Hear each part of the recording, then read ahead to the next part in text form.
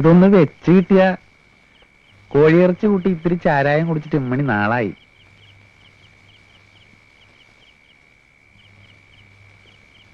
നല്ല കോഴിയാ.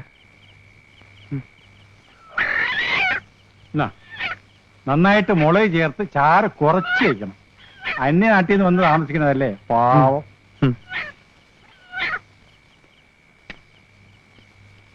മോളാണല്ലേ? അല്ല, എന്റെ സെക്കൻഡ് വൈഫാ. ഭാര്യ മരിച്ച കൂടെ ചാവാൻ പറ്റുമോ? വയസ്സുകാലത്ത് നമ്മളെ നോക്കാൻ ഒരാൾ വേണ്ടേ? കണ്ടാ തന്റെ ഇടിയാണെന്ന് തോന്നും, പക്ഷേ ശുദ്ധ പാവം.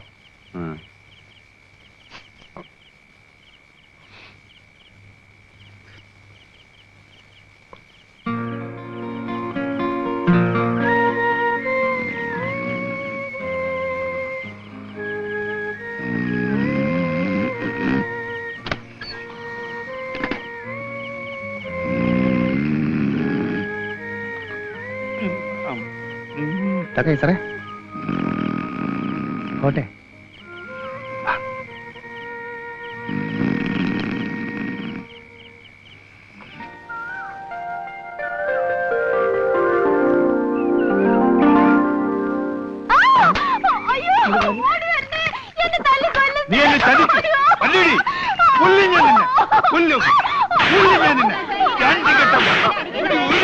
എന്ത് ഭ്രാന്താണ് പൂരത്തെ കാണിക്കുന്നത്? എന്ത് തെറ്റാണ് പിഴയാടോ? ആ വാറുണ്ട് ഇന്നലെ എവിടെയാ കിടന്നത്? ചോദിച്ചപ്പോ പറയാ, കെട്ടിയവന്മാർക്ക് തുണയില്ലെങ്കിൽ ആണുങ്ങൾ കുടുംബത്തിൽ കയറുന്നു. ഇടി മൂത്തേവി ഉരുപ്പെട്ടവളെ എന്നെ കൊല്ലുന്ന എന്തിനാ? അയാളുടെ ചാരവും കോഴി തിന്ന് ബോധം കെട്ട് കിടന്ന് പോർക്കണം. അല്ല, ഇത് നാട്ടുകാര് മുഴുവൻ അറിയിക്കാണല്ലോ. ഉളുപ്പും മാനില്ലാത്ത ജാതിക്കള്.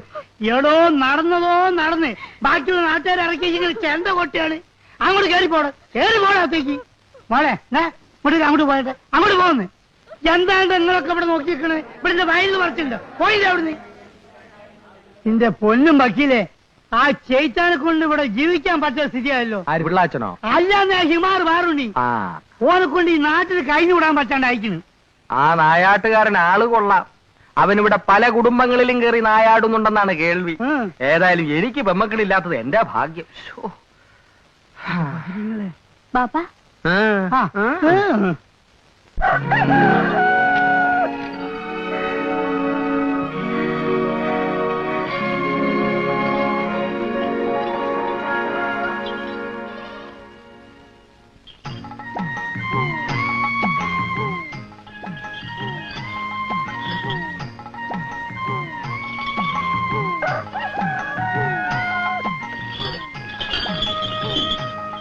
ചേച്ചി അകത്ത് പോ. എന്നാ അകത്ത് പോവാൻ പറഞ്ഞ?